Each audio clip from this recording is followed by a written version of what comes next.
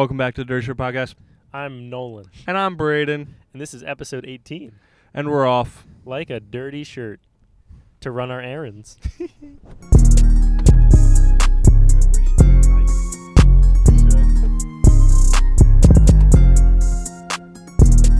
But anywho, we're back in the car. Yeah, because we have to run our errands, more specifically my errands. Yeah. I don't need anything. Yeah, for the cafe. I have to do cafe shopping.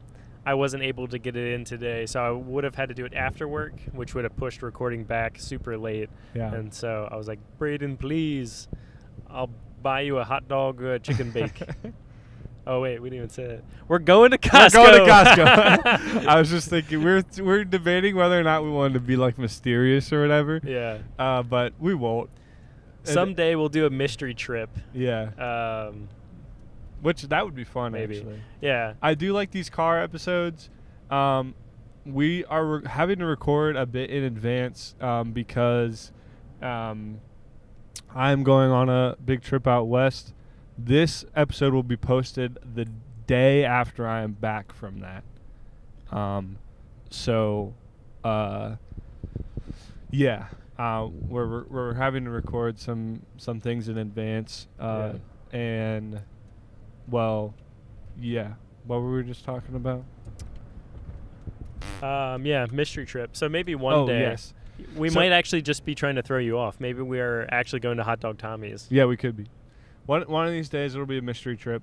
And I was saying that to say we're not going to have feedback on the last car episode before we put this one out. But the car episode was one of my favorites to record. At this point, that was very fun. I think it really captures the heart of what we are thinking about this podcast. But yeah. Well, it also just felt super nostalgic to the trip that birthed the podcast. Right. And it's fun. It feels like you guys are in the car with us. Yeah. We're not talking in a blank room. Mm-hmm. Like, it actually feels like you're in the back seat. And like, we'll turn around sometimes to like say something. And it's just a camera, but yeah, we're chauffeuring you around. Yeah, I often have had the best conversations that I've had in my life in a car, and specifically this one. And, well, I mean, yeah. We said in episode 15 that like guys sometimes need something to do. They need something to stare at where something's happening. I also like read or something like guys like having conversations like side by side rather than like face to face. Yeah. And so, like, maybe that's part of it, too, where, like, there's just a comfort in driving where you can look forward and know the person's listening to you, but you don't have to, like, make eye contact with them. Yeah. We're about to start the episode at my house, and then we were like, we'll, like, go somewhere else. That way it's not, like, super obvious where exactly I live. Yeah. But, yeah, I mean, most of you who are listening to this at this point have been to my house, so that's funny. But yeah, we'll see how this censorship continues and whatnot. The other thing is, like, even if you were to become super famous from this podcast, at that point you'd want your name out there. True. That way you're building a brand and you're kind of like building up your value. So it's kind of funny that it's like, when you're like super big, there's two ways to go about it. You could be like Marshmallow, and like never show your face and whatever, and build your brand that way, or you could build your personal brand with your name. But and I mean, people know enough about you from what we've said, and they also know everything about me because they know my business. And neighbors. It's super easy to look up from there. So. Also, you edited the boys episode, and you definitely could hear my last name at the end of that. Oh, yeah. That's funny. Well, there was like 4 lines of audio, and I was trying to cut it out. No, it was.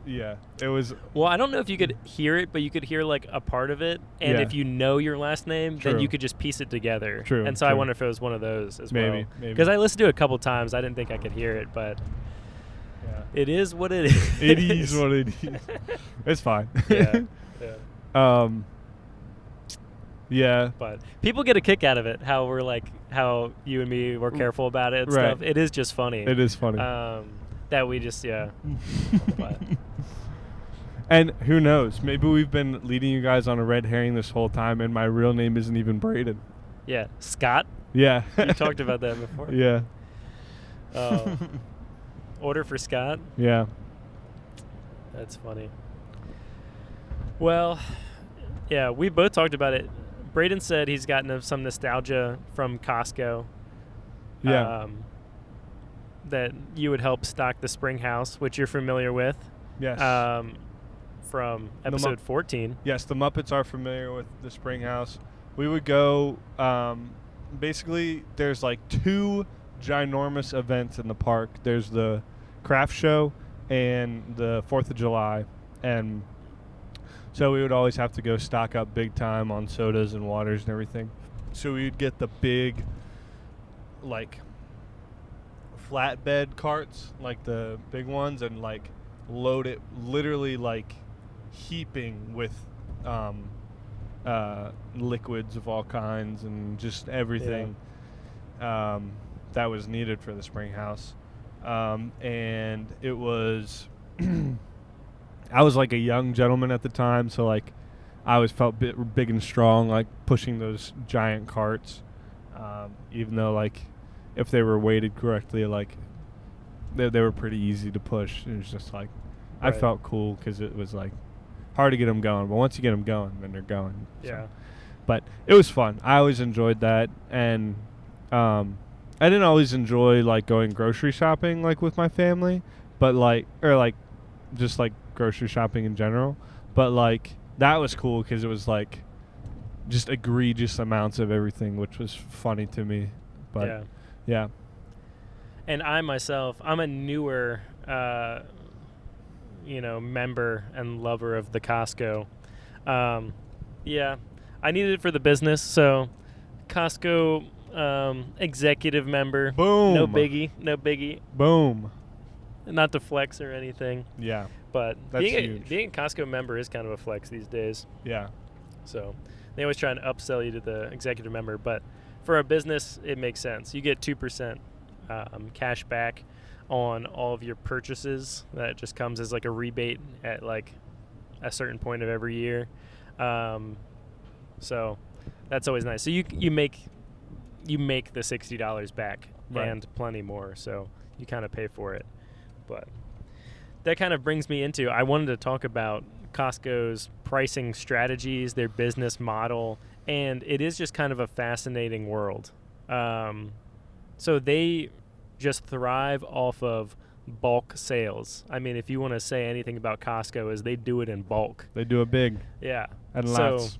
And they have a more of an industrial feeling, storefront.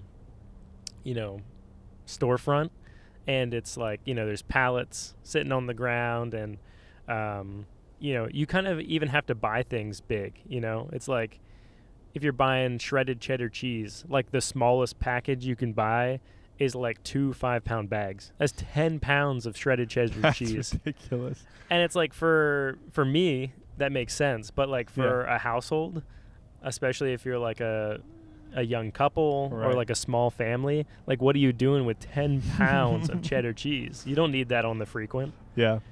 But there's a lot of different things like that that they employ. So bulk is Costco is their name, and bulk is their game. And so the advantage of being in such bulk is they buy a ton as well. Yeah. More than like even other grocery stores that are well attended would buy. They're buying just pallets and pallets, just so much product. And so with that, they can kind of negotiate with the manufacturers of these products, and they can get better rates. They can get better prices. Anything time you buy something in scale, you can get a better deal on it. Yeah. So they're doing that like even more than like you could do at a personal level. I just realized I have the perfect sweatshirt for today, but I'm not wearing it. I know. I was actually thinking about I knew you had that. Dang it. Yeah. Well, we'll see where we get to. Yeah, exactly. You can wear it for next episode. Yeah. Or the previous episode. Yeah. Yeah. The other thing that Costco does is they sell like a couple items. There's only one that I'm like super familiar with at a loss. And it's to get people in the door. It's like a doorbuster kind of thing.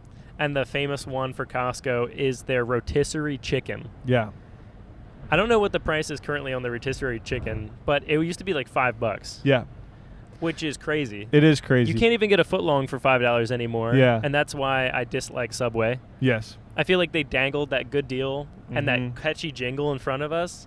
And then now $5 footlong. Now it's a good deal if you're getting a $5 6-inch. Yeah, that's true. And I mean, 6 inches is plenty. It is. But like sometimes I'm hungry. Yeah. So. And it's actually a lot. 6 inches. Yeah. But I saw a video of this like dude who he's like, I think he's an influencer, but he's this older fella who has a shirt with the UPC of the rotisserie chicken at Costco printed. Yeah, on, I know who you're talking about. You know what I'm talking about? I think his handle's like old Jewish guy or something like that. I did not know that. Yeah, he's like, I thought it was really funny the first times I saw it, and then it's just a complete character. Right. And like he's like he kind of goes overboard sometimes. Yes. But it is funny. I would agree he's with that. He's very into Costco.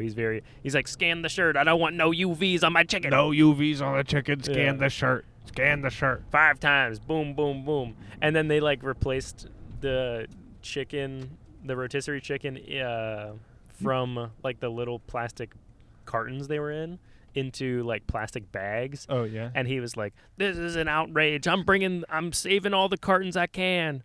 And he was going to Costco's and he was like, don't get it in the bags. Here, put it in this box. And she's like, I'm okay. It's fine. He's like, no, it's got the plastics on your chicken. Come on.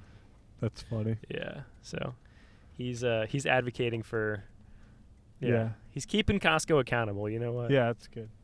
Which, hey, you know, the other thing is, this is the Costco I've always gone to. I've never been in here, and there's not a billion people here. Yeah.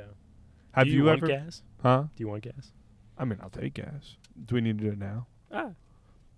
Let's do it at the end. Sure. Well, I didn't know if we went to. I got more to say about we Costco. We still got more to say. Yeah, that's true. Yeah, we can get some gas. Where do I have to go for that? You can turn in here and then cut in the backside. All right. Yeah. Well, that's the other thing they do is they get people in with gas. They have lower gas prices as well. Their big thing is because they're doing everything in bulk, they can sell things for a lower price, and they've got like razor thin margins. Yeah. Or at least according to most like grocery standards. So they and it's actually you can pump on either side. Oh yeah. They got long hoses they stretch. I didn't know that. You know, they've got plenty of hose. Yeah. And so like even like gas prices, they can get like down a lot lower. So can I put this on my card or do I need your card? So you just like you just swipe this where you would a credit card. Okay. And then it'll let you get gas.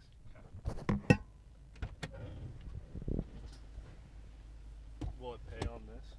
No. Okay. That's just a member card. I guess I'll turn my car on. Yeah.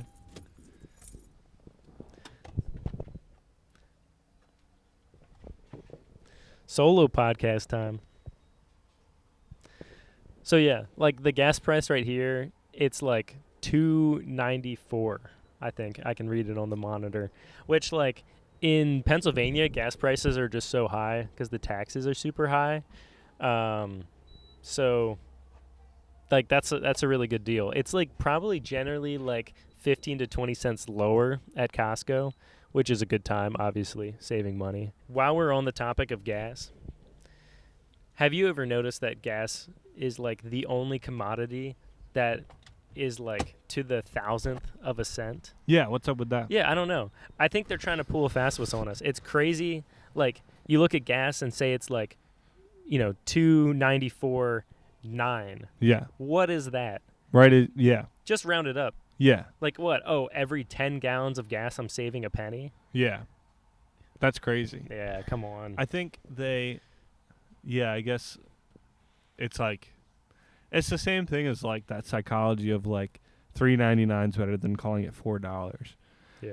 But I like that's how it's always been like in my living life. So it's like what, like I'm always, if I see $3.99, I'm looking at that as 4. Like that's the same value to me as 4. Yeah. So like why do that? Why can't it just be 4? I know. Yeah, and specifically with 1 cent. I don't think 1 cent's making a difference to people that are getting gas. Like, I don't know. Like, obviously, I would agree with that. Yeah, it's 15 cents, 20 cents cheaper here at Costco, so I'm going to go out of my way to save 15, 20 cents a gallon. But, like, I'm not doing that. I'm not driving even down the block to go to, like, from Sheetz to Wawa for 1 cent. That doesn't make a big difference to me. I would agree. I only had half a tank to get, so we're done. Usually this takes a lot longer because my Sequoia is big and beefy and has like a 22-gallon tank. Oh, wow. That's a big old tank. She a tank. Yeah. The trusty steed. The other thing about Costco is it's like efficiency. It is about like function and functionality over like aesthetics. We talked about how they're kind of like a warehouse looking on the inside. Yeah. That's because they're like, we are going to function as as productive as we can. We're not going to have people stocking the shelves. Mm-hmm. Like, you have to pay people to like stock the shelves at a lot of grocery stores. Right. But you don't have to do that at Costco. You're just paying people to bring the pallets in. Right. And that goes for their gas as well. They have 2 lanes, like we said, extra long hoses. So it doesn't matter what side your gas is on. Yeah. You can get gas on either side. And like they do numbers through their gas station. Like like they're putting so many cars through. Yeah, that's true. Just so efficiently. And that's how they roll. That's how they roll. Yeah. They have a lot of things too. I don't know anything about their tire sales. Mm-hmm. I just know that it like exists. Yeah. And then also you can like, they do like vacations. They do like bathroom remodeling. Yeah. And they're probably outsourcing all of that now work. Yeah. But they're just like using the Costco brand to push it forward. Now that we're parked here, let's talk a minute about parking spaces. Yeah. My dad, all the time growing up, would always try to go for the spaces next to like the berms or whatever, like little tree spots, or like would he go next to the shopping carts? Not all that often, but he would always go, like, always try and get those, and always try to do like the pull through. And so I've always done that. I was wondering if you had a similar experience. Yeah, no, I don't really care so much about where I park. I always love a pull-through spot. Right. It's great. It makes it easy to get out. You don't have to worry about backing up and, like, hitting an old lady with a shopping cart. Yeah. But I will say, so at Costco, we're talking about how it's all about functionality. Mm-hmm. They have extra wide parking spots. Like, almost every single one has, like, a berm. Yeah, it's true. Like, they have, like, these little spaces in between. Yeah. Because they have massive shopping carts. True. So you have to fit it, you have to fit in between while you're walking your shopping cart. Yeah. And the one place that I really don't, like, pull through much is Costco because I load a lot of stuff in my trunk and my back seat. Right. So it's like you want that to be accessible anyways. So you don't want to have to, like, walk and be, like, surrounded by cars while you're unloading your groceries. Which, by the way, we won't be able to do because currently have no way to get into the back of my car, which I can tell you guys all about that later. Oh, yeah. But Love to hear about it. Yeah. Yeah. I mean, specifically next to trees. And he would always be like, I was like, why you always do this? And he's like, because that's one less person to ding your car up with their door. Yeah. And if you get shade from the tree, it doesn't fade your upholstery. Yep. So, very good. Well, go ahead. Yeah. I just have so much to talk about at Costco. We can I'll talk about one more point, and then we'll talk about the rest that I want to talk about at Costco afterwards. Okay. But we talk about the wide parking spaces and the really big shopping carts. Mm-hmm. I haven't heard, like, a ton about this. Like, obviously, they're not going to, like, post this on their website, but I also think, like, the size, like, people say everything's bigger in Texas, everything's whatever. I think the size of things here, like, you have a really big shopping cart. So Yeah. you put 1, 2, 3 items in there, it looks empty. Oh, yeah. So you're like, oh, just fill it up. You know what I mean? Yeah, yeah. Because you go to any other store and you fill up your shopping cart full of stuff. So I think it like psychologically makes you buy more things. Yeah, Like definitely. more than you would like need. And then you're like, oh, it's fine. It's 10 pounds of chicken. We'll just put it in the freezer or we'll do whatever. And that's the thing. That's why they say if you're trying to lose weight, you get smaller plates because then you don't fill up your plate as much. Like you think about when you're filling up your plate, I got to fill my plate. Yeah. So you put a whole bunch on there, and then you have this big whopping plate full of food. Right. Just get a smaller plate. Yeah. I know. And then, yeah. That's why they always have small plates at buffets. Interesting. Although, I think there's probably a few instances, at least for me, I think that almost works in reverse. Like, let's talk about mini muffins. Mm-hmm. If there's mini muffins, I'm like, oh, this is nothing. This is whoop, whoop, whoop. And I eat like 7, 8, 10 of those. And it's the like, equivalent of like 3 muffins. I know. Yeah. But I would never eat 3 muffins. Right. I'm stopping at 1. Right. 2 if I'm feeling crazy. Right. But I'm never eating 3 muffins. Mm-hmm. But I'll eat a dozen mini muffins. Right. So I do think it would be so funny to walk past 2 dudes talking on mics in the car. Dude, the guy at the gas station was like, I'm turning around, talking in the back seat with a microphone. He's like, what is up? Yeah. That's so funny. Good. I like this a lot. Yeah. I know. We were talking about, we're like, we'd love to film in Costco, but we're too scared. Yeah, we're definitely not taking the mics in. I mean, we'll probably do a little bit of phone footage, which you'll see it like now because we're about to go. Right.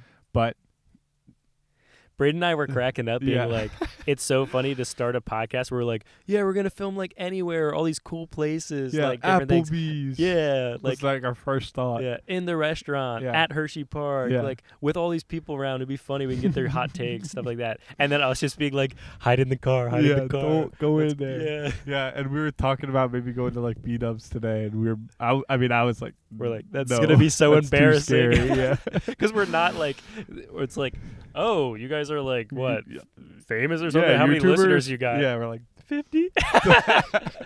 Only our friends. Yeah. We love you guys, by the way. We love you so much. Yeah. Thanks so much for watching. So, all right, here we go. See you in there. Into Costco. Bye. So another hack, if you see this like little asterisk on the sheet, it means it's like dead stock, or like they call it Death Star for short. But it means once they sell out of these like items, they're not going to stock it again, at least not under the same contract. So that means they got to sign a new contract with this supplier. I'm trying to be sneaky about filming. Sometimes it'll just be gone forever. That's crazy. So Costco will even partner with like local businesses, and the crazy thing, this is 2 $50 gift cards. So that's $100, and they'll just sell it for 20% off, just $80. That's like, you just get that and then go to Kevlar and just have 20% off your meal. Right. And if Kevlar has a sale there or something like that, you're getting an additional That's crazy. 20% off. All right, so here we are. We just gotten our food. We sat down at the tables that they have there. I should have took some video of like that whole exit area. But we got a Kiss Mary Jim Henson going on here with number 1, the hot dog, as you see there. I'm so elegantly putting in front of the camera. Then we have the chicken bake. The chicken bake. Is that what it's called? Yeah, it's called the chicken bake. So, hot dog chicken and a drink with a refill for $1.50. Yep. Chicken bake for $3.99. Mm-hmm. And then a large slice. It's 1/6 of a large pizza, and it is $1.99. $1.99. You get to choose either cheese or pepperoni. We went with the pepperoni option today. Both were $1.99, which I found interesting. Let's dive right into this dog. Yeah. Boom. Wow. So, yeah, on my half of the dog, I had ketchup and mustard. Ketchup or mustard?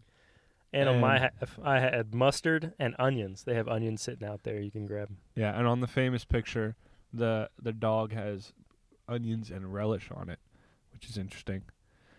I guess people always assume ketchup and mustard are going to be options. Right. So then it's nice to show them. We also have onions and relish. And I'm hopping right into the chicken bake there. Yeah, this is my...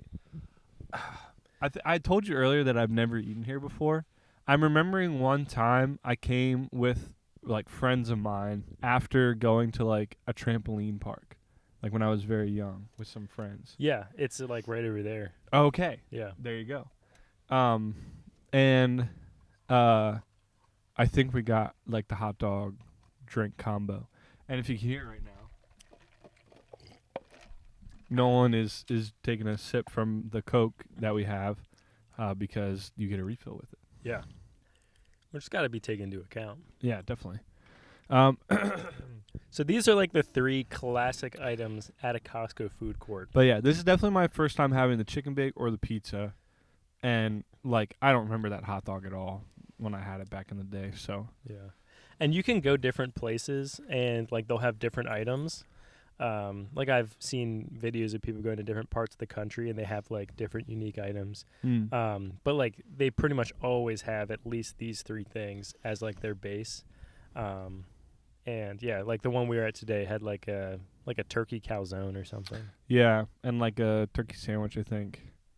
The pizza was glistening. I was trying to show it was really dripping grease. Yeah. I'm not a huge fan of greasy pizza.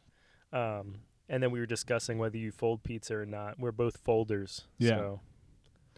I think anybody who's not a folder just isn't experienced enough with the za to. Yeah, you gotta fold it. Yeah. But yeah, so we have these. What if you folded it like the other way? Yeah. Maximum flavor. Yeah. From like tip to crust, you mean? No. I'm like you like fold it like. Oh. Where, like the bread is touching. Yeah. Instead of like all the toppings touching. Well, I mean, folding it like that is so that you keep all the toppings in there, and Right. yeah, exactly. there's plenty of reasons to do it. You get I was saying more that in would your be mouth. But yeah, that'd be a crazy way to do it. that would be a crazy way to do it. I also, feel like going from tip to crust would be crazy Yeah. too. eating it like a hamburger. Yeah. Yeah. And then do you fold your hot dog hamburger style? No, like I also think but people do say when you fold the pizza it's like, "Oh, you're not getting as much of the flavor because like yeah. The first thing that your tongue is hitting is the Yeah. bottom of the pizza." Yeah. But yeah, I can see that. But anywho, let's get into our Kiss Mary Yeah. Jim Henson's Yeah. here. All 3 of these items were great and super cheap in today's economy. Yeah, we got everything and it was like what, under $8 or Yeah. $7 something. $7.50 something, I think it was, which is less money than even one of our previous car episode Yeah. where like we went got a to single burger. a single burger and fries Yeah, and fries. at each establishment, and every single one of those was more money than all of this food combined. Yeah. Like And if a we went drink. to that McDonald's across the street there, Yeah. like one burger would cost us the same as all this 3 of these, Yeah. this whole meal. Yeah, which is crazy. And like this was, I would say, just the right amount of food for the 3 of us. Or the 2 of us, yeah. The 2 of us. Who's the third Yeah. person? There's no third. Yeah. For you, me, and the Muppet watching. Right, yeah, that's The true. viewer. The 3 of us. You are included in this Muppet. Yeah, just yeah. so you know. Yeah. There's an interior of the chicken bake. Oh, I didn't even know you did that. I was going in on the Yeah. pizza back then. Yeah. All All right. but- Kiss Mary Jim Henson. Yeah, Kiss Mary Jim Henson. So, I mean, all 3 of these items were great, like I said. Me personally, that was good pizza. Like, that was yummy. Yeah. My only knock on it was like it didn't have a super hard crust. We talked True. about that at one point. It's like it was a little bit doughy, a little bit bready Yeah. for a pizza, but I wasn't mad at it. Like, it was better than any frozen pizza that you would get, though, Yeah. and arguably cheaper than that. I mean, it depends where you get your frozen pizza Yeah. and what frozen pizza you get. You can get a whole pizza here Yeah. for $10. Yeah. Which is crazy. And I was telling Braden this, we might have been talking about right there, but this blew my mind. I was looking at the pizza options, the cheese and the pepperoni. The cheese pizza is more calories than the pepperoni. They're the same size. Which that also blew my mind when you told me. So they must be loading it up with cheese, Yeah. which like that might Great be protein. too much cheese, but yeah. Yeah, that's crazy. So anywho, this is like good pizza for what it is. I think it would be crazy to not. Well, I'll say this. I think it would be crazy to Jim Henson the hot dog.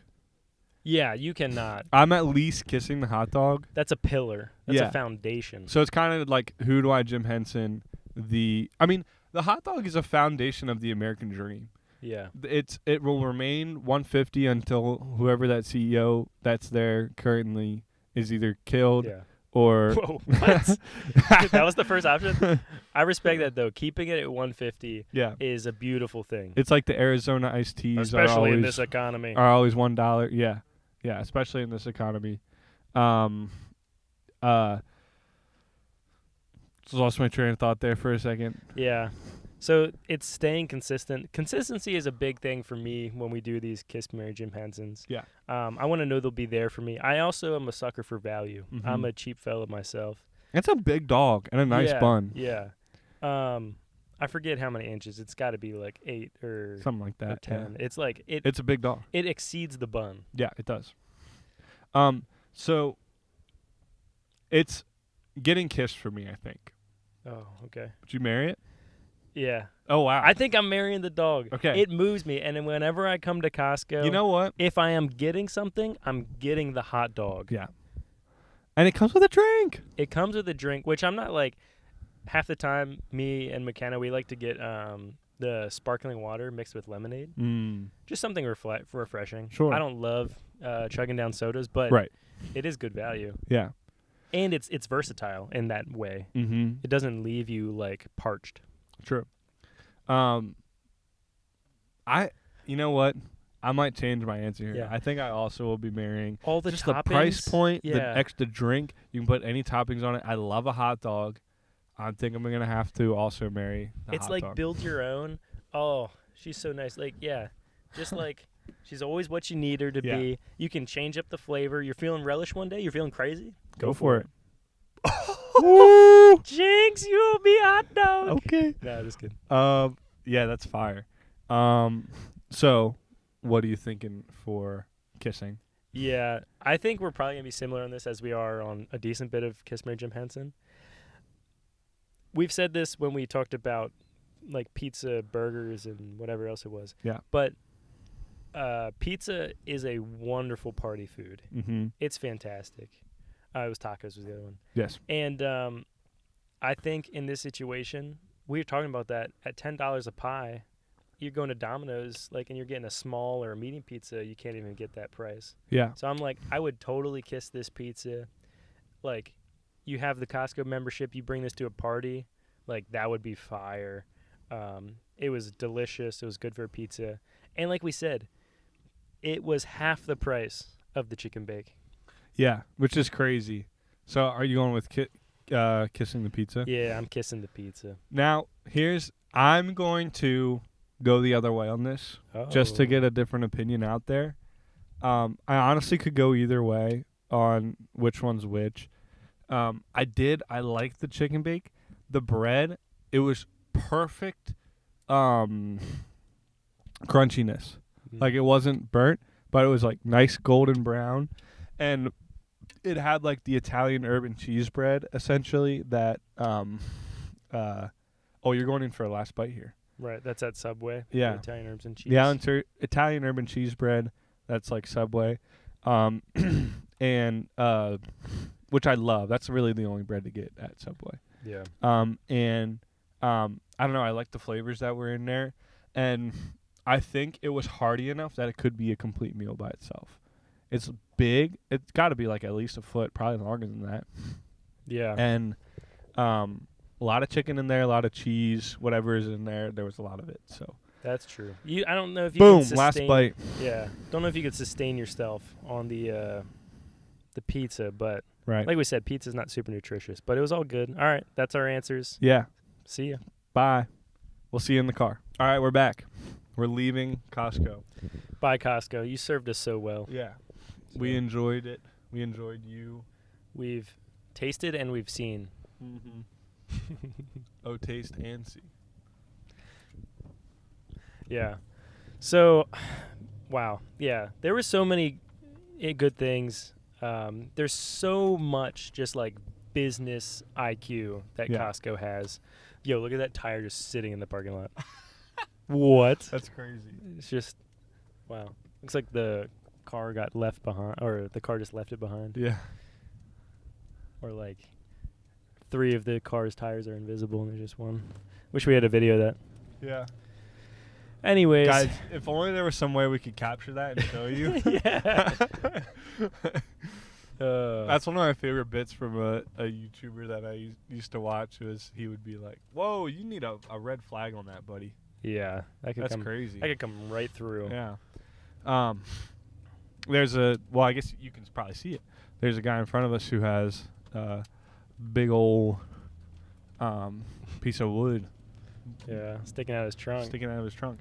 Anywho, there's a really funny bit that this YouTuber that I used to watch when he would be like vlogging in like another country or doing like a travel vlog. He would like be recording his face and be like, "Man, guys, the sunset is crazy right now. I wish there was some way that you guys could like see it. Like if only you guys could see this, that you'd be amazed by how awesome this is." Yeah.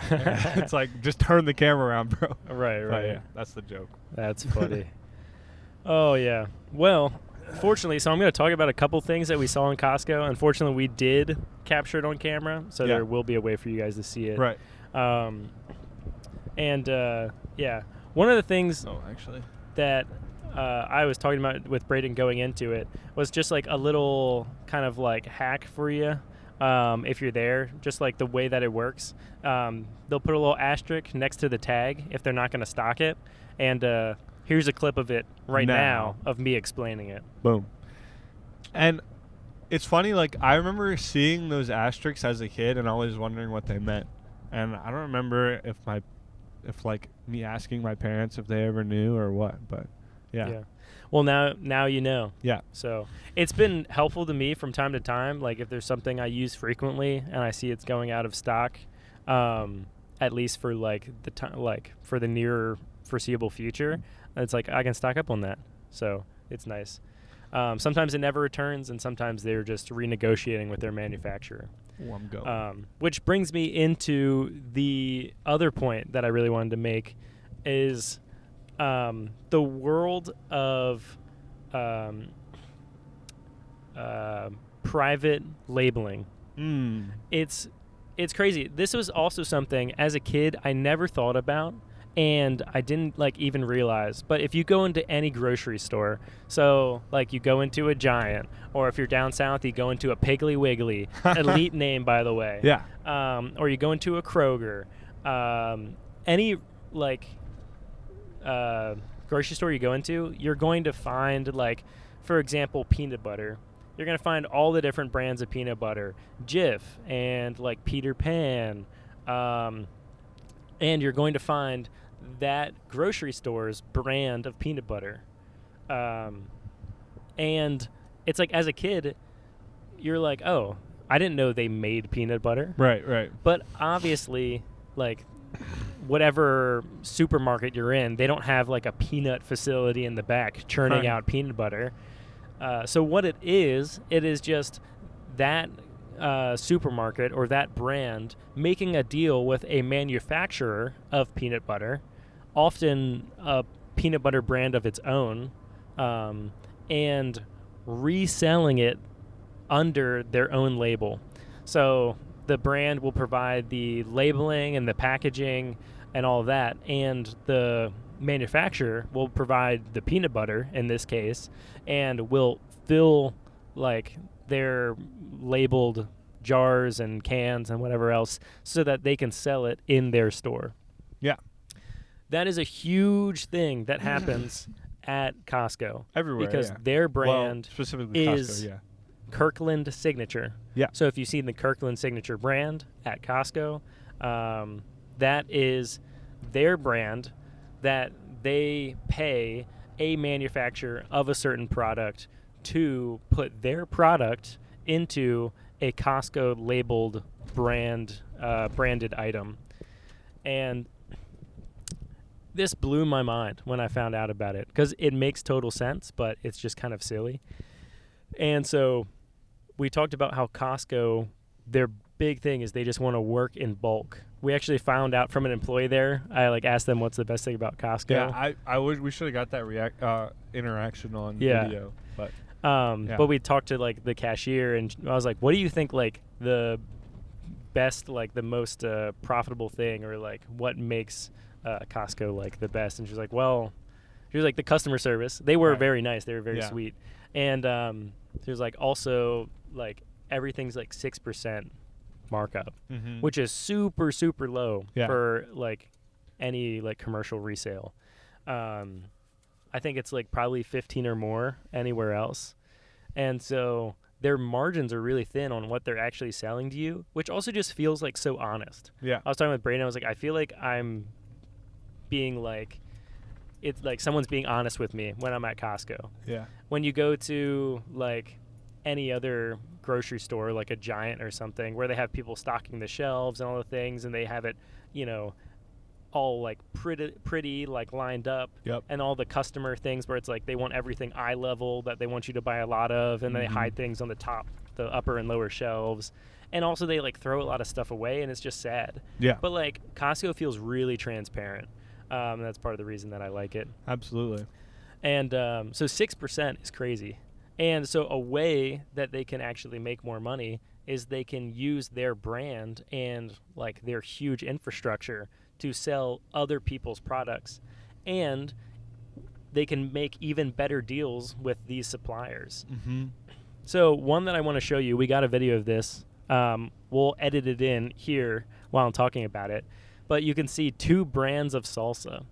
And so you can see they look really similar in color. Even the cuts of the vegetables within it look really similar. It's not one's chunky and one's thin.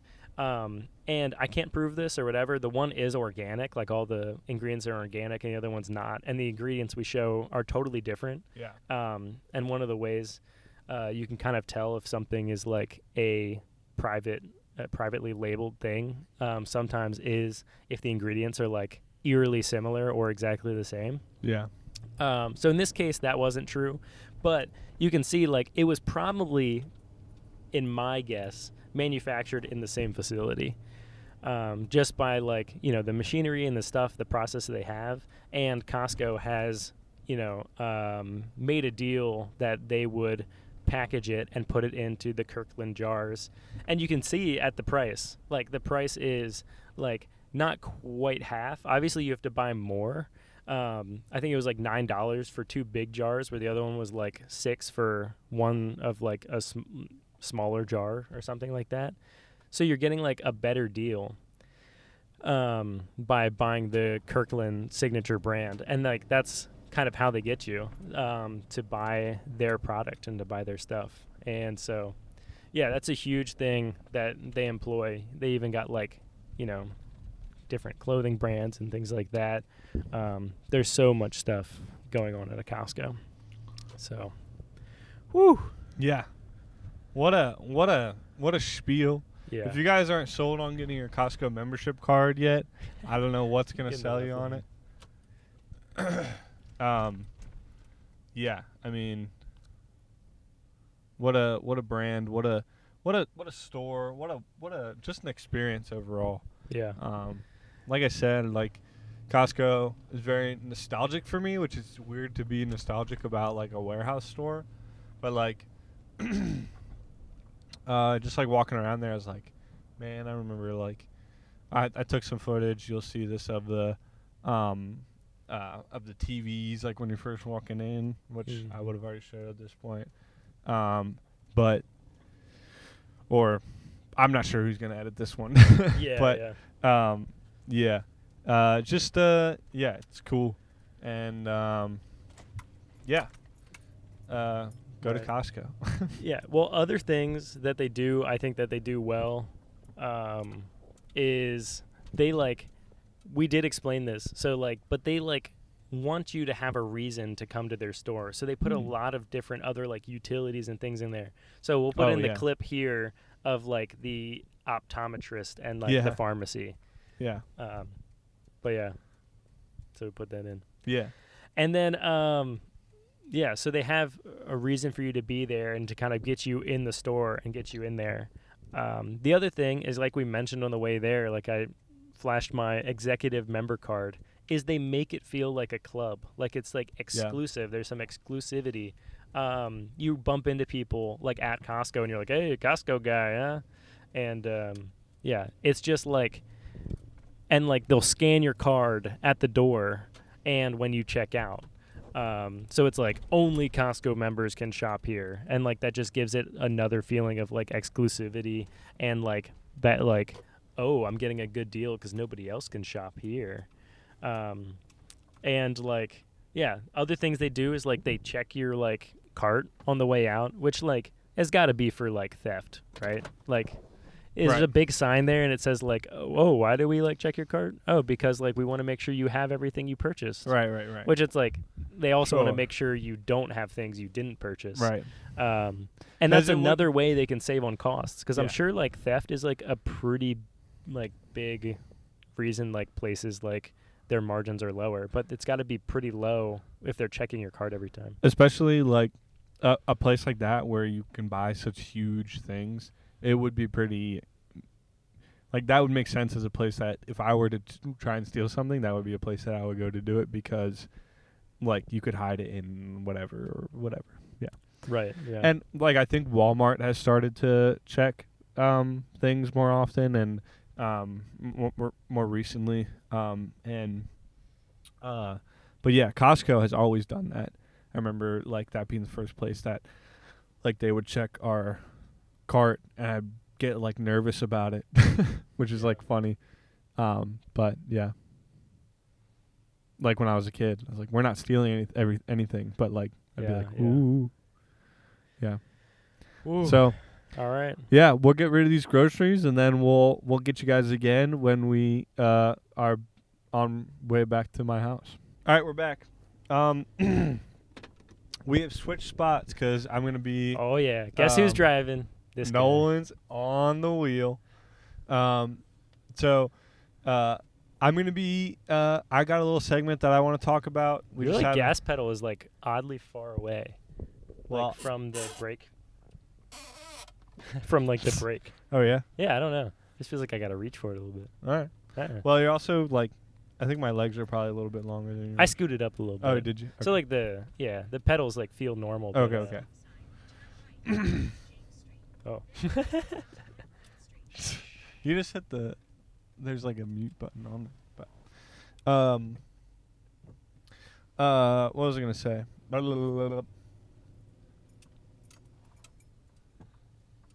Shoot. This light is fixed, by the way. Oh yeah, hey, look at that. If you remember from our last car episode, this is the light that we were complaining about. And now it is fixed. It's regular. So, 2 cops up here. Hopefully they don't see us holding mics. Yeah, we can just put them down while we go past them. I mean, it's not like you're not going to pull over for holding a mic in your hand, are you? I don't know. I know you can about, like, phones now, which is a recent development in PA.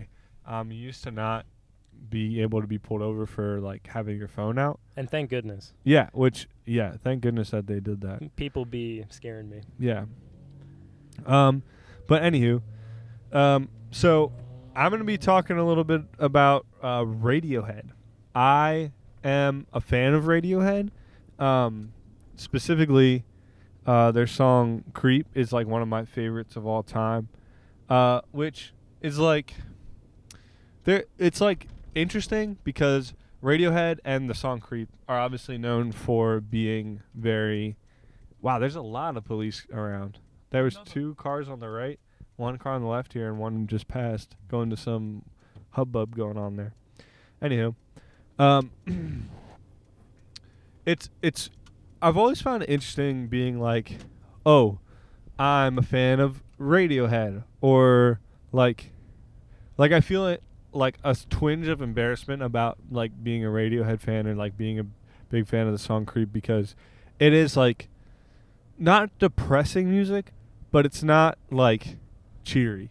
And like you're like, you can listen to it when you're like having a good time, but it's definitely more like chill and like alternative, and like I feel like being a fan of it comes along with like other fans of it, which are very much like people who are like, oh, like you just don't get it, man, and like grunge against the man. Yeah. Which that is what the music is, but like you don't have to be weird about it, you know? Yeah. I don't know. So if you're a Radiohead fan, Braden's calling you weird and he doesn't resonate with you, Yeah. but he is a Radiohead fan. Right. Sometimes I feel that way about you guys.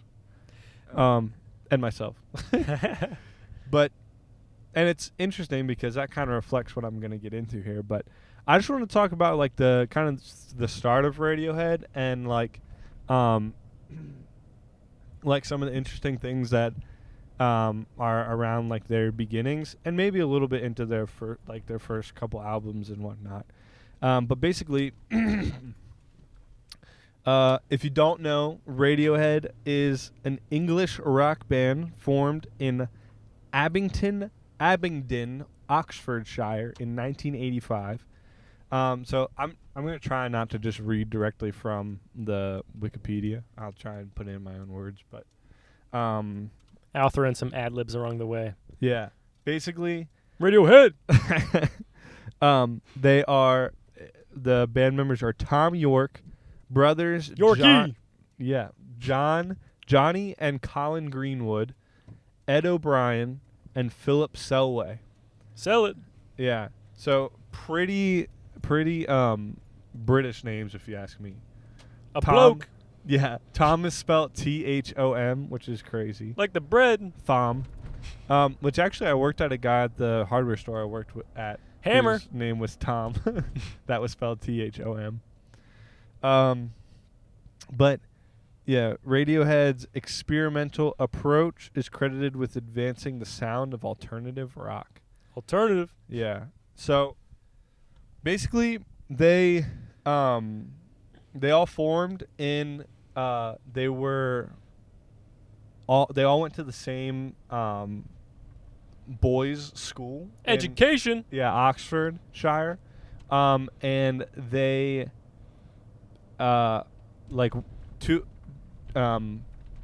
Tom York and let me get his name again. Colin Greenwood were in the same year.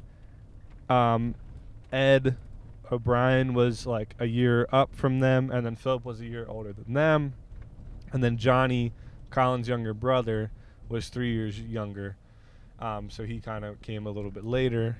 But they all formed this band in like high school, what Americans would call high school. Education. Yeah. And they graduated, and then they all kind of like deformed for a bit to go to like college and like go their separate ways for a little bit. See ya. Yeah, and then once some of them were like away for a bit, they all came back together and formed the band again. And guess who's back? Yeah, and back again. They were originally called On Friday. Let me make sure that's correct. Friday.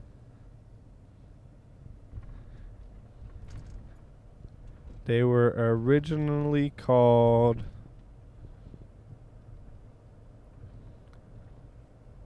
On a Friday. On a Friday. Because they, that's when they would practice all the time when they were in high school. On a Friday. Yeah. Which that is feels nice. like, yeah. Go ahead. Coming up with names of things is hard. It is. I mean, the Dirty Shirt Podcast, it's hard. It is all right? hard. On Friday, I like it. Yeah. All right? It took I like us a while to come up with Dirty Shirt Podcast. It did. Multiple episodes. Yeah, and like, I mean, we even like conceptualizing the podcast, we never really had a name for it. Yeah. We were the Braden and Nolan podcast for the first couple episodes. Yeah. If you're a real hardcore Muppet, you know that. Yeah. So basically, On a Friday was their name, and they were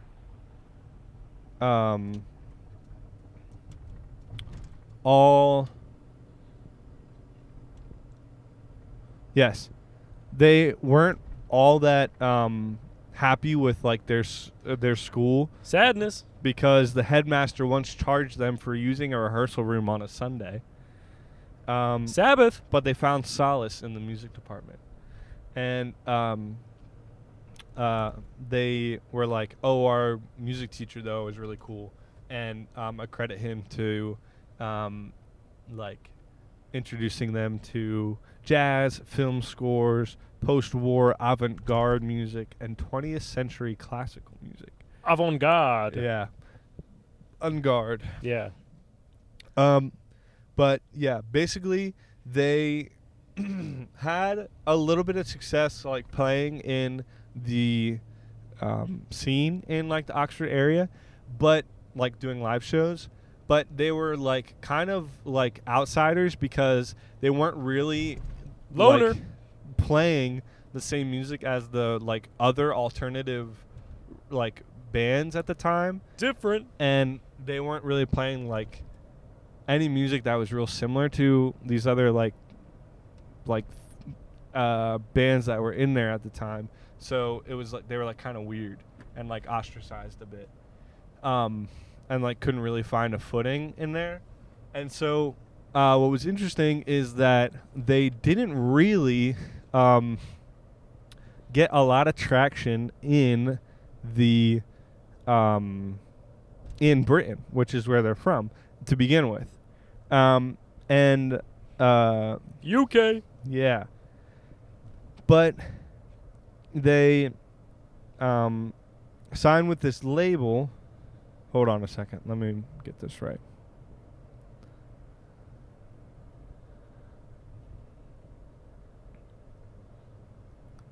This Josie moment is brought to you by nobody. Yeah, No sponsors. unsullied by sponsorship since 1984. 89? I think it's 89, yeah. 89.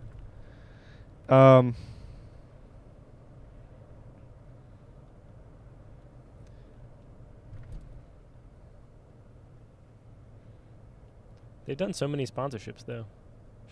Yeah. All right. So, yes, Radiohead. They then before. So Caught that on camera. yeah. Oh, I didn't. It even was see yellow, people. You did go through the yellow. It was yellow. It was yellow. definitely yellow. I also definitely went through a red earlier. That was like, it was yellow, but like it was definitely red by the time. They I can't got give there. us a ticket based off this. This is CGI. Yeah, this is a all green AI. screen. This is all AI. Yeah. Basically, also, do we want to pull off at like the church to finish? Wherever, yeah. Okay. All right. So they were on a Friday and they performed at the Tavern Theater. Or sorry, the Jericho Tavern. Walls coming down. Who had included several A&R representatives, which was a label. It was only their 8th gig, but they attracted interest from a couple different record companies. And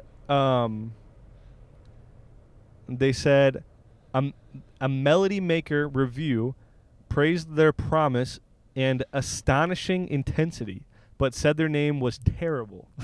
On a Friday, it was terrible. And we just said it was all right. Yeah. I mean, it's not great. It's not super catchy, but it's tough, like I said. So it's all right. You know what I mean? I think it's fine. I give him a pass. Yeah. Apparently 1980s Britain did not like it. So they signed a 6-album recording contract with EMI, and at EMI's request, they changed their name to Radiohead, which was taken from the song Radiohead on the Talking Heads album True Stories from 1986. So they just like took it from something else. Yeah. That was like popular, probably. Yeah. Interesting. Yeah, Talking Heads was one of the more popular alternative rock bands at the time. I wonder, it was probably under the same label, so they're like, we own that. We're just going to give it to you now. Maybe.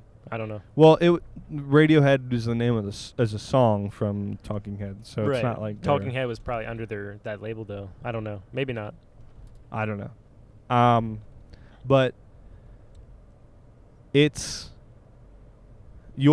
Tom York, the singer of the band, and main writer for most of their music, it said the name, quote, sums up all these things about receiving stuff. It's about the way you take information in, the way you respond to the environment you're put in, unquote.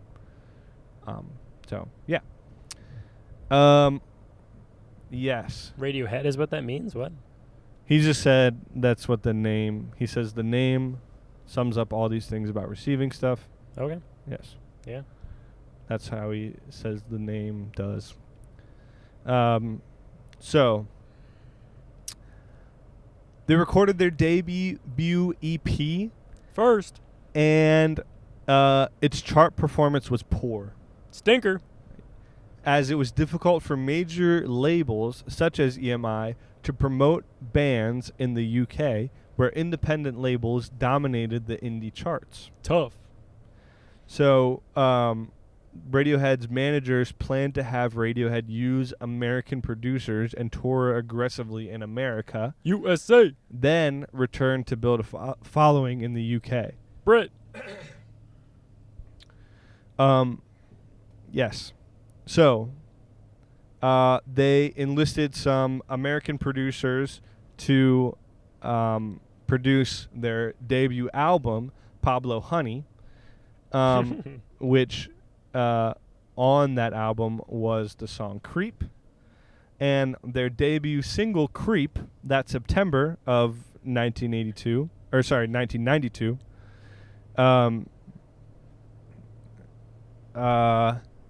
began to receive attention in the British press, not all of it favorable.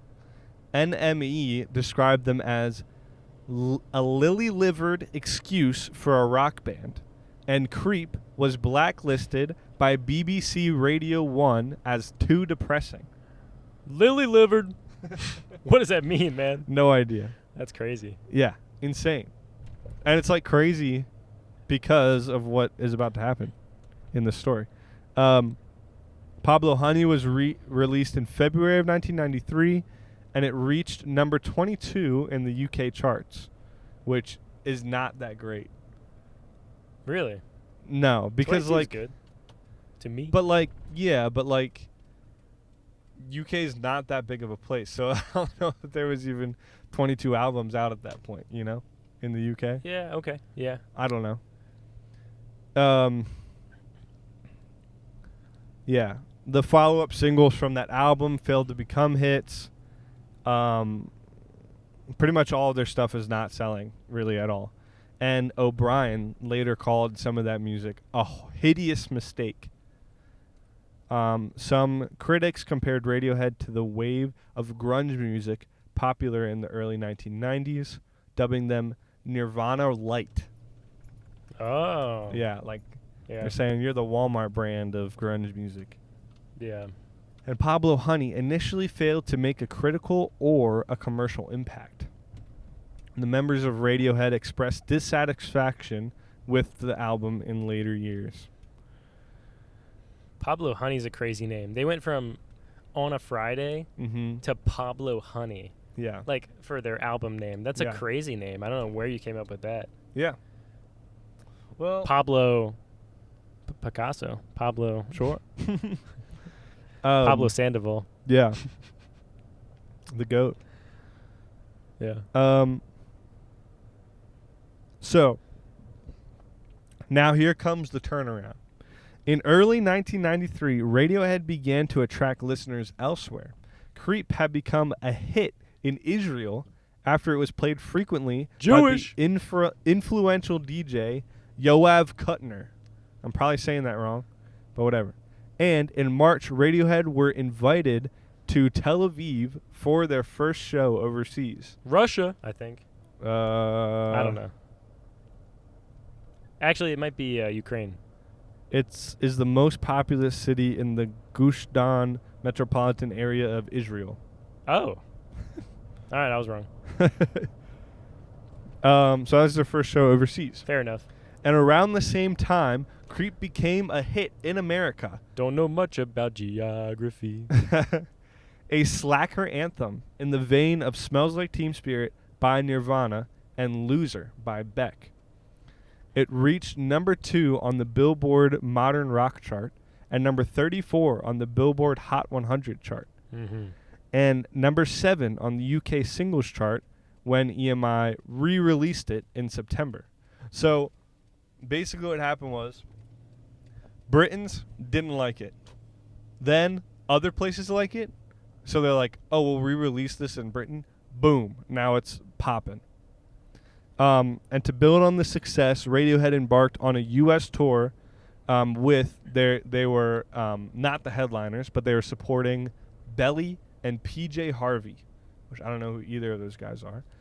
But they were followed by a European tour, also not headlining, but supporting James and, you should know this one, Tears for Fears.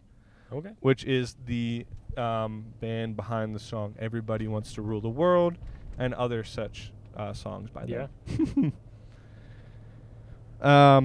But yeah, kind of interesting there. It's just like mob mentality, you know? Yeah. Like, once something gets popular, it just gets more popular. Mm-hmm. Even if it's not necessarily a good product. I'm not saying this song isn't good. I like the song. But, like, have you heard, like, the Labubus or whatever? Yeah, yeah. Like, those little dolls. Like, that's the weirdest, creepiest little, like, doll. And, like, just some people just started thinking they were, like, really popular and whatever, and then it just blew up, and now everyone thinks they're popular. Not everybody. I think they're kind of dumb, but Yeah. I don't want one personally. I feel like with Labubus, you either are somebody who's like, these are awesome, I think they're so cool, and, like, there's people who are like, I think that's so dumb that they're so popular. I don't think there's much in between on those. Yeah, you're one of two different people. One that likes Labubus or one that doesn't. Yeah, yeah. No, there's probably a lot of people that doesn't know it exists. True. So true. there's definitely at least 3 or more categories for that. But True. yeah, that's interesting though. Yeah. So just to kind of to round this out, they were a band that really were. It's right after this pole right here. Is the entrance. Nice. They're a band that like was on the forefront of a lot of different random things. So they were one of the first bands to have a website, which is interesting. Oh, that's funny. And they do a lot of bands have websites these days? I mean, like you I got think like so. an artist page like on like Spotify and all that, but I mean, a lot of bands, that's where they sell their tickets is on their website. True. And merch and all that stuff. Yeah. They don't necessarily have a store. They have their like website. Especially somebody else that does this a lot is comedians. Oftentimes will have websites where where they sell all their merch and everything like that. Maybe one day we'll have a website. Maybe. Maybe. But yeah, basically they were one of the first bands to have a website. A lot of their albums were recorded very like interestingly. So Pablo Honey was their first full album. Then they had a full album called The Bends. I feel like that's a word I don't say very well. Yeah, like when you come up from scuba diving too fast, you get the bends. Oh yeah, I guess so. I didn't know that. Oh yeah, it's like you get like too much oxygen in your bloodstream. It's really like. And what's that called? Really mess you up. The bends. BENDS. Yeah, I think so. Okay. I don't know. Sometimes I assume it's spelled with a Z, the way people say it, but it's definitely probably spelled with an S. Okay. Yeah, I don't know if that's what they were going for there. Maybe. But their third album, OK Computer, was their first album to like be number 1 on all the charts and whatnot. That was their first one to like really, really blow up. It is still regarded as one of the best albums to come out of the UK. And it was their first one to get nominated for Best Album of the Year at the Grammys. And it won the Grammy for Best Alternative Album. Okay. Yeah, so that's when they were really like popping off. And what was really interesting about the OK Computer album is, I think, no, that was the Bends. The Bends is their first album that their producer was on. Let me get his name. Nigel Godric was their producer, and the artist Stanley Donwood, and both have worked on every Radiohead album since their second album, The Bends. And OK Computer was the first one that was fully produced by Nigel Godric. The other one had some other people also helping on it. But yes, they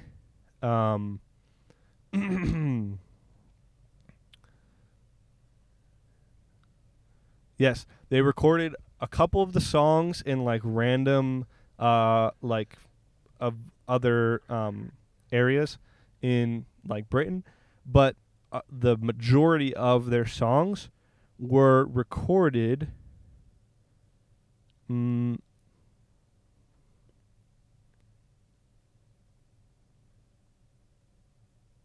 on. I'm holding.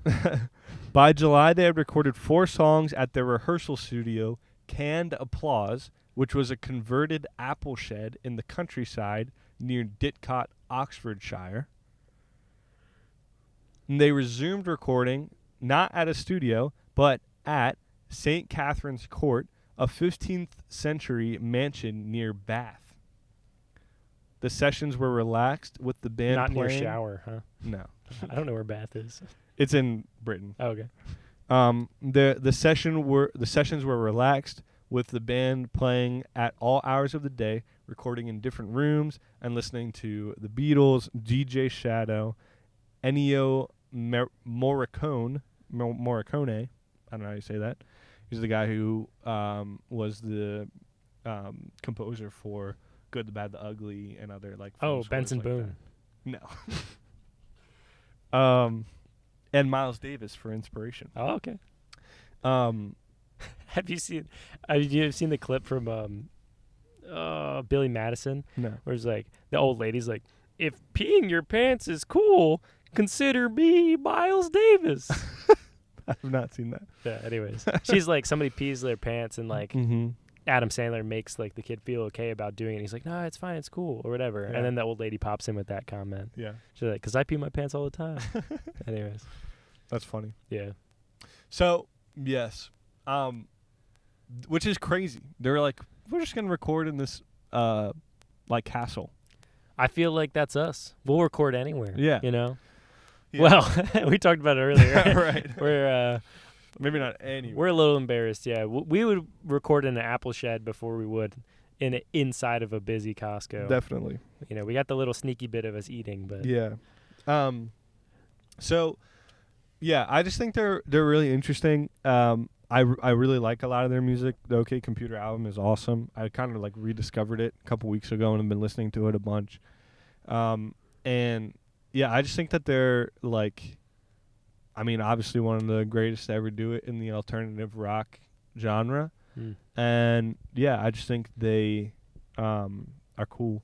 And I just think a lot of that is like really interesting, like around them. There's a whole like side of this that didn't really get into, but like how they've dealt with fame over the years is like really interesting, and especially because they have like an interesting dichotomy where like one of the things that they call out and talk about a lot is this like isolation and like alienation that people get into when they're online all the time, and like in rebelling against the man or whatever, they feel isolated and whatnot, and people can feel isolated when you're like trying to like reject the status quo.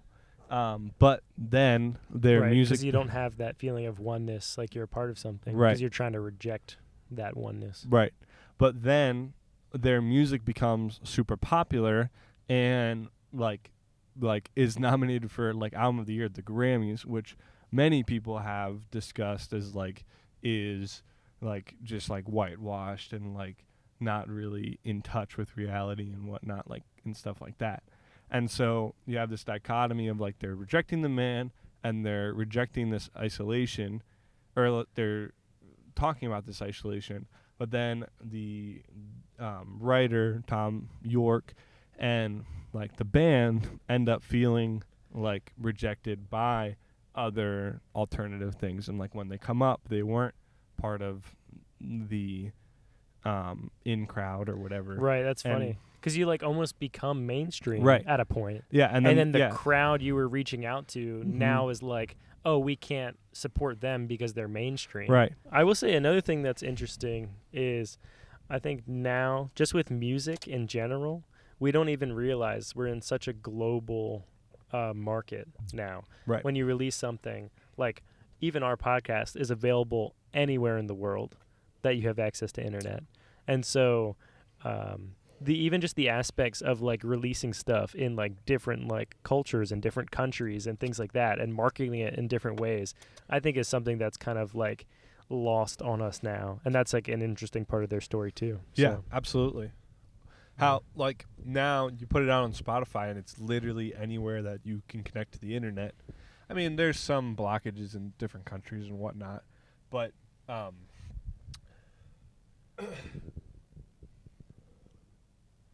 back then you would have the label who like if they're just not as big, they just can't put it out other places.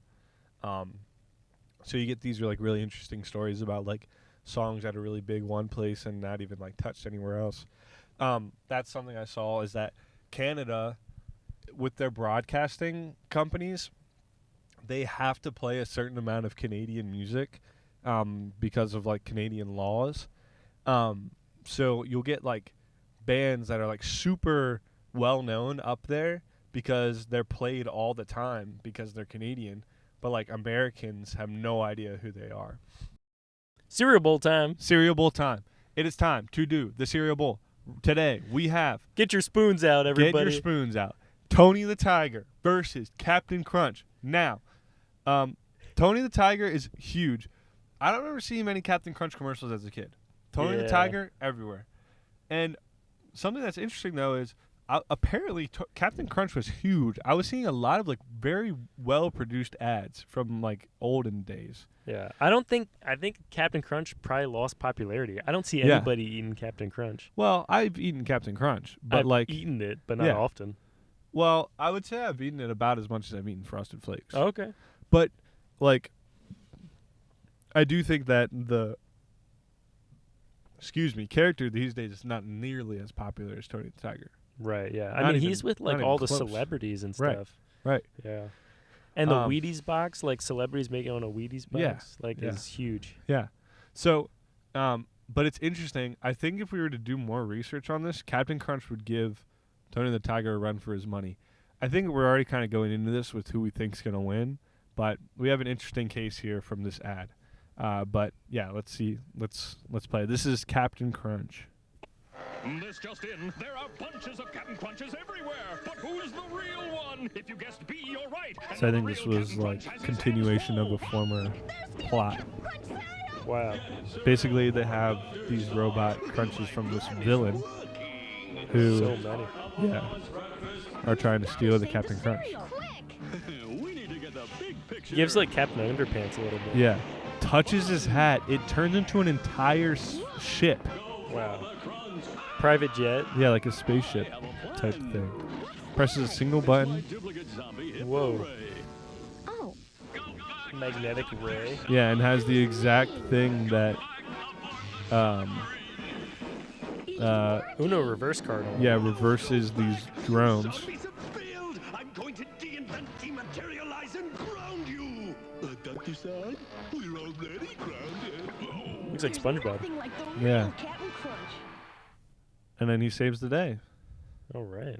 Very interesting. Yeah, interesting character. I didn't think it was like him doing much of the power. It was almost like Dr. Egghead, where it was like feels like he had a lot of like machines and things that did it. Well, I'm seeing him as a like Inspector Gadget type character. He's got just what he needs to save the day. Right. I saw that in one of the other ads. something like that. So he's got that hero factor that we're talking about with Buzz, where he has exactly what he needs. But I mean, let's see what we're dealing with here in the other lane, because I mean, we all know what we got in Tony. Yeah.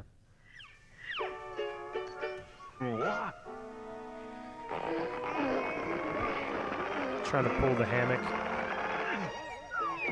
Nice. Oh. Oh my. Yeah. Getting kind of ragdolled by a tree. And a good breakfast will bring out the tiger in you. Whoa. Yeah. Supercharged. Oh! Oh my gosh. Yeah. Wow. That leaves me like That moves me. awestruck. That moves me. Yeah. He went he went from like kind of being a silly guy. silly cat. Yeah. Still pretty good strength to stretch that hammock out. But like got ragdolled. Yeah. So like not the best, brains on him, whatever. Sure. But then absolutely like eats the cereal. It was like, yeah. Moves 2 entire trees. That's crazy. Right. Well, like lightning struck. He looked like he was the size of a mountain, just so buff. Looks like the A lot of Titans from Hercules. Yeah. Those who know will know. I don't know. Yeah, no, he's huge. I mean, I think everybody is going to agree with us saying Tony the Tiger moving on in this round. He's so swift. He's agile. He's strong. He's handsome. He's majestic. Yeah, I'm interested to see future commercials with him if he moves on. Now, obviously, it's going to come down to you guys in voting in this one. Yeah. But, I will say, like, his day job, too, is kind of just like basketball coach. Right. You know what I mean? Right. Like, he's kind of just like a dad. Yeah. You know? Chill guy. And then gets big and... But when he eats that hearty spinach. breakfast, essentially his spinach to his Popeye. Yeah. But he just might be a little cereal dependent. I think that could be his downside. Yeah. He's no slouch, though, without the cereal. Yeah. And, you see him, in all the ads that I remember growing up with, he doesn't use the cereal like that. They're great. And he goes toe-to-toe with these pro sports people. Yeah. He has connections, too. I mean, we can't understate that either. Like, he knows all the celebrities. Yeah. So he could use that too. Yeah. Well, I mean, you guys know our thoughts. Definitely vote about it. Yep. It's your constitutional right to vote, and you should absolutely engage in that as much as you can. Exactly. We're thinking Tony. Yeah. And let us know, though. Yeah. Yeah. What do you guys think? So with that, I think we're going to wrap it up. And this wraps up the first round. The second round. Or the second round, yeah. Yeah. So, we're down to the final 4. Or we will be down to the final 4 after looking at voting and moving forward. So we might even try to find some more special ways to figure out who's the best. Yeah. Going forward. I like it. All right. We'll see you guys. Love you. Miss you. We'll see you when we get back from my trip. And I'll have some stories to tell about that, I'm sure.